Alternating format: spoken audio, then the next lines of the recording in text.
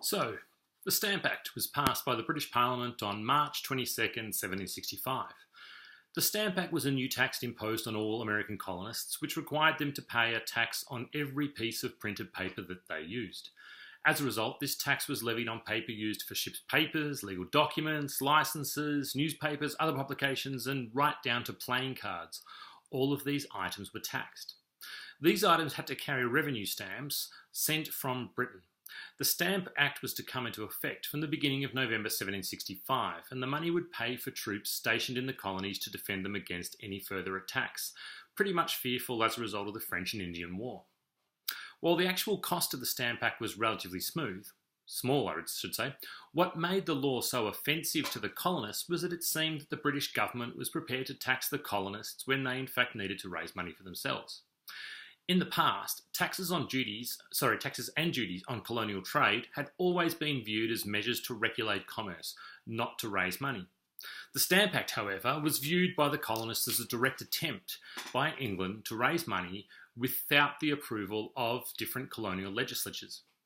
As such, the colonists argued that their own representative colonial assemblies could tax them, and so the colonists insisted that the Stamp Act itself was unconstitutional. As a result, a large range of colonists resorted to mob violence to intimidate stamp collectors into resigning and no longer doing their jobs.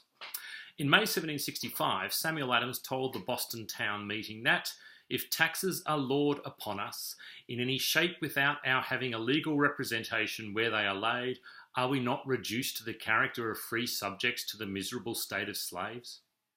In addition to this, James Otis stated in one of his pamphlets, how can it be reconciled that the colonies, who are without one representative in the House of Commons, should be taxed by the British Parliament?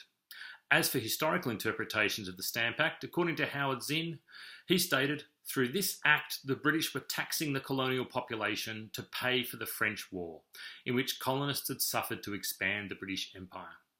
In response to a range of protests, however, and also the resolves of the Stamp Act Congress, which we'll talk about later, the British Parliament repealed the Stamp Act in 1766, but following this issued what was called the Declaratory Act at the same time to reaffirm its authority to pass any colonial legislation that it saw fit.